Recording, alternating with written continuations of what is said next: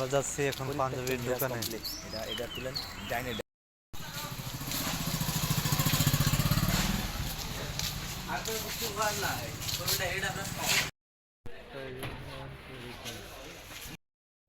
আমাদের বন্ধু ঢুকছে, দেখে কি কিনে।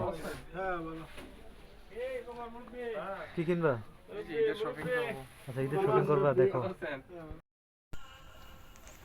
তিনি মানুষকে সৃষ্টি করেছেন এবং তাকে কথা শিখিয়েছেন।